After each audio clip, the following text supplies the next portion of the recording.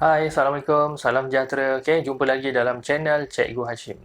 Okay, so kita sekarang berada dalam musim PKP. So dah tak silap juga hari ke-30 dah hari ni. Okay, so untuk yang sebelum ni, untuk tingkatan 4, kamu dah boleh lihat untuk bab 2 ada dekat playlist yang cikgu dah sediakan kat sebelah. Okey, so untuk hari ini cikgu akan pilih untuk bab 3 tingkatan 4 KSSM iaitu tajuk kegravitian. Okey, so ini adalah tajuk baru dalam fizik tingkatan 4. Okey, cikgu secara peribadi tak biasa lagi dengan topik ni sebab tak pernah lagi ajar dekat student fizik sebab ini adalah silibus baru dalam KSSM. Okey, tapi tak apa, cikgu dah study dalam buku teks. Okey, jadi cikgu akan cubalah sampaikan yang terbaik untuk pemahaman kamu semualah. Okey, jadi untuk hari ini cikgu akan pilih subchapter 3.1 untuk sedikit saja untuk permulaan subchapter 3.1 iaitu hukum kegravitian semesta Newton. Okey, macam kamu lihat kat belakang ni lah. Okey. So, bila bercakap tentang tajuk kegravitian, sebenarnya kamu dah pernah belajar ataupun kamu dah pernah faham sedikit tentang graviti. Iaitu kita tahu macam mana kita boleh berjalan dekat bumi ni, macam mana suatu objek bila kita lambung, naik ke atas dan objek tu jatuh semula. Itu semua disebabkan oleh daya graviti. Okay? Dan daya graviti juga dah pernah belajar dalam bab 2. Okay, iaitu nilai dia kalau pecutan graviti 9.81 ms-2. Dia ada kaitan juga dengan subtopik ni. Okey. Jadi untuk pengenalan kepada 3.1 ni, okey, cuba kamu bayangkan untuk nak memahami macam mana daya graviti tu wujud. Okey, kalau kita nampak, kita pun pernah belajar bulan sentiasa mengelilingi bumi. Okey, maksudnya bulan tu sentiasa pusing bumi. Maksudnya bumi sebagai pusat, jadi bulan tu sentiasa mengelilingi bumi. Jadi maksudnya bulan dengan bumi tu ada satu daya graviti. Okey, bulan dengan bumi tu ada suatu tindak balas ataupun ada suatu hubungan daya. Sebab itulah bulan tu sentiasa mengelilingi bumi. Maksudnya bulan tu tak terlepas ke angkasa. Okey, maksudnya dalam masa satu bulan tu dapat berjaya mengelilingi bumi. Daripada dulu sampai sekarang lah dan akan datang. Okey, sama juga dengan bumi mengelilingi matahari. Okey, bumi mengelilingi matahari pun sama. Bumi sentiasa mengelilingi matahari dalam orbitnya. Maksudnya antara bumi dengan matahari wujudnya suatu tindak balas daya yang dipanggil daya graviti. Okey, maksudnya daya graviti bumi ke matahari dengan daya graviti matahari ke bumi nilai dia sama. Jadi sebab itulah bumi sentiasa mengelilingi matahari. Okey, so bercakap tentang tokoh yang menjumpai konsep graviti ni tak lain tak bukan adalah Sir Isaac Newton. Okey, Sir Isaac Newton maksudnya seorang tokoh fizik yang terkenal lah. Okey, bila cakap tentang Sir Isaac Newton, semua orang akan terfikir yang buah apple jatuh tu kan. Okey, so itulah antara cerita yang popular tentang Sir Isaac Newton. Okey, so kita terus kepada apa yang ada dekat whiteboard belakang ni. Okey. So dalam tajuk kegravitian semesta Newton ada dua hubungan penting. Okey, iaitu F dengan M. Okey, so mula-mula adalah kamu tengok yang pertama ni iaitu F, tanda ni adalah tanda berkadar langsung. Maksudnya F berkadar langsung dengan M1 darab M2. Maksudnya F ni daya graviti. Okey, daya graviti adalah berkadar langsung dengan hasil darab dua jisim, M1 dengan M2. Okey, contoh dalam gambar ni lah. Okey, maksudnya daya graviti bertindak antara dua jasad ataupun dua objek ni adalah berkadar langsung dengan hasil darab jisim objek tersebut. Okey, maksudnya daya graviti ni, F ni, okey, adalah berkadar langsung dengan hasil darab M1 dengan M2. Okey, jadi itulah dia punya konsep yang pertama kamu kena faham. Okey, jadi F berkadar langsung dengan M1, M2. Okey, bila bercakap tentang berkadar langsung ni maksudnya bila nilai M ni makin besar, nilai F juga makin besar. Okey. Bila nilai M ni makin besar, nilai daya graviti pun makin besar sebab dia berkadar langsung. Okey. Jadi maksudnya bila M besar, F besar. Bila M berkurang, F pun akan berkurang. Okey, dapat Itu hubungan yang pertama iaitu kalau daripada nombor 1 ni kamu boleh keluarkan dalam bentuk ayat apa? Daya graviti adalah berkadar langsung dengan hasil darab jisim hasil darab dua jisim objek tu. Okey. Kemudian yang kedua adalah F berkadar songsang dengan jarak antara pusat graviti tu. Okey. Maksudnya R ni kuasa 2. Okey. Jadi F berkadar langsung dengan jarak kuasa 2 antara dua pusat objek.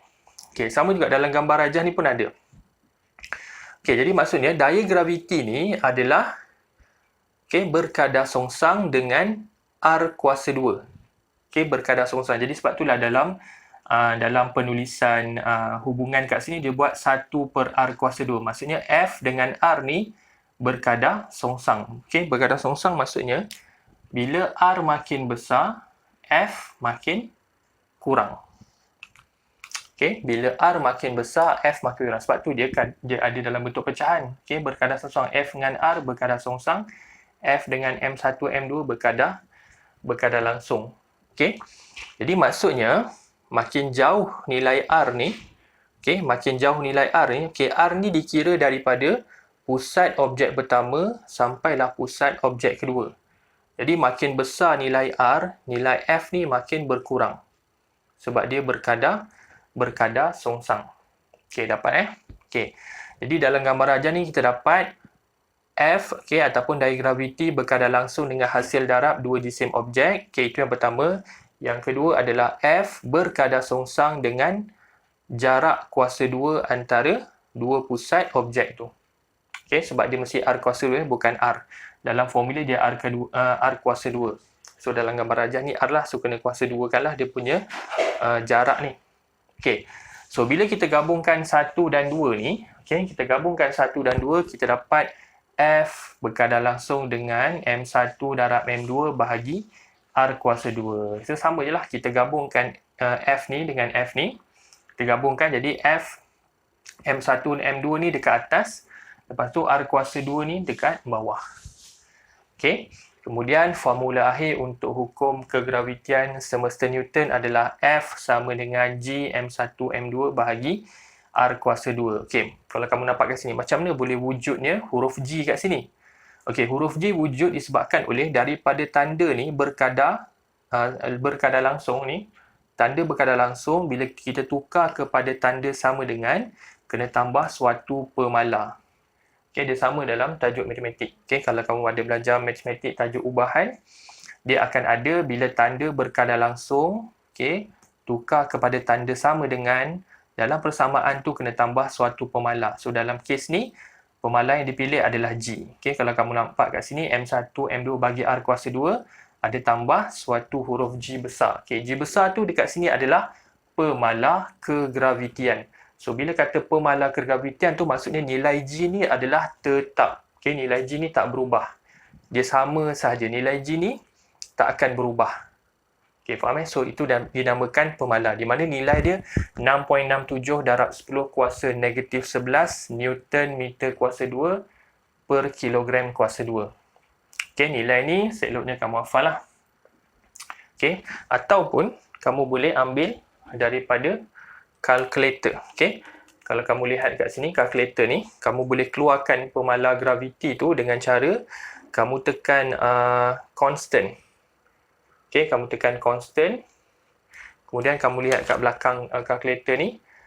Constant maksudnya pemalar. Pemalar graviti berada pada nombor 39. Kalau kamu lihat kat sini. Graviti dia 39. 39 G besar kan. Sebab tu samalah dengan ni G besar. Jadi bila kamu tekan constant tadi tu, kamu tekan 39. Jadi constant 39 keluar G. Jadi kamu tekan sama dengan. So dapat apa tu? 6.673 darab 10 kuasa negatif 11. Samalah dengan ni. Cuma yang ni dia dah bundahkan kepada dua tempat perpuluhan. 6.67. Ini kamu dapat 6.673 darab 10 negatif 11. Which is acceptable lah. Samalah. Jadi ingat, graviti boleh ambil pada kalkulator ni, ataupun kalau tak nak pakai G kat kalkulator ni, boleh ambil yang buku teks lah. So itu untuk penerangan awal hukum kegravitian semesta Newton. Jadi dalam pengiraan, kamu boleh tengok dekat buku teks. Secara secara kasar ni dalam penggunaan formula ni, okay, F ni adalah daya graviti yang bertindak antara dua objek tu. Maksudnya nilai F daripada objek pertama dengan objek kedua ni, nilai F dia adalah sama. Okay, arah dia bertentangan. Okay, jadi M1, M2 ni adalah jisim objek pertama, jisim objek kedua. Okay, kita ambil contoh yang senang tadi, iaitu apa? Kita ambil paling mudah bumi dengan bulan lah. Okay, bumi dengan bulan. Okay, jadi katakanlah M1 ni jisim bumi, M2 ni adalah jisim bulan. Okay, M1 jisim bumi, M2 jisim bulan, dan R ni adalah jarak antara pusat bumi dengan pusat bulan. Okay, ingat R ni adalah jarak pusat bumi dengan pusat bulan, bukannya permukaan bumi sampai permukaan bulan. Tu kena hati-hati. So, R ni adalah daripada pusat bumi sampailah pusat bulan. Okay, bukannya permukaan bumi sampai permukaan bulan, itu salah lah. Okay, jadi nak tahu berapa daya graviti antara bumi dengan bulan, kita gantikan G ni 6.67 darab 10 kuasa 11, darab jisim bumi, darab jisim bulan, bahagi jarak pusat bumi dengan pusat bulan kuasa 2. So, dapatlah dia punya daya graviti antara bumi dan bulan. Okay, so itu untuk penerangan 3.1. So, cikgu harap untuk ni sekurang-kurangnya cikgu nak relatekan balik dengan kamu macam mana graviti tu boleh terhasil. Okay, jadi kita dah familiar dah dengan graviti, cuma dalam tajuk ni kita nak mengira graviti tu. So, diperkenalkan formula ni lah, hukum kegravitian semesti Newton. Okay. So, kalau ada apa-apa boleh tulis komen kat bawah. Nanti akan ada video akan datang, cikgu akan tambah lagi lah untuk sambungan daripada subtopik ni. Okay, jumpa lagi. Terima kasih.